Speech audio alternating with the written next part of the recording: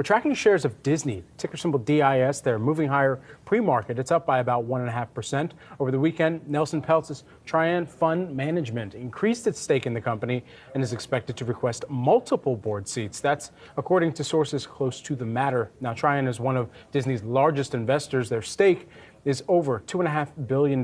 This is not the first time, though, that the Peltz Group is requesting a board seat. Earlier this year, he launched a run for a seat on the board, then withdrew after Disney announced a reorganization and cost-cutting plan.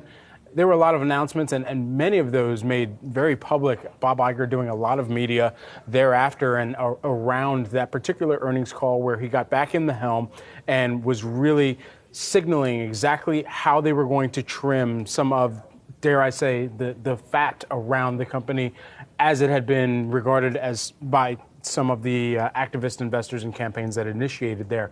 And so after that earnings call, you saw the retraction of some of those activist campaigns. But given the fact that you're watching shares of Disney now trading lower than they were at that point earlier this year, it's only right that you could expect some of these activist campaigns to reinitiate.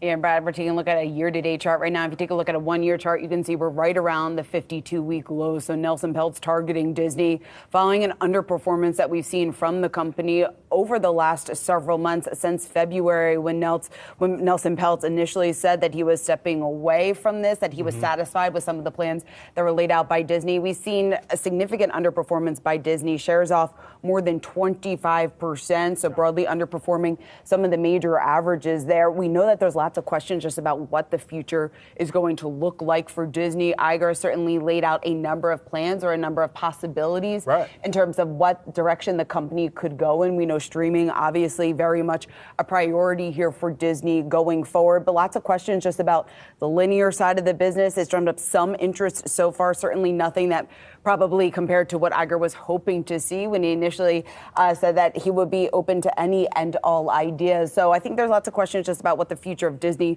is going to look like, and then also what Disney looks like after Iger. We talk a lot about the succession plans or lack thereof, exactly who is going to potentially take over for Iger in several years. So just some things that the street is keeping in mind, and obviously Nelson Peltz not satisfied with the performance of Disney. Yeah, the only other thing I'll add to this, remember just last week we were talking about some of the initiated coverage on U.S. media and telecom, particularly coming from Bernstein, and talking about Disney within that, and never being a more interesting time to initiate coverage on media and telecom, because what's being combined with the streaming video on demand, it's the advertising element and then the addition of some of that possible revenue intake as well for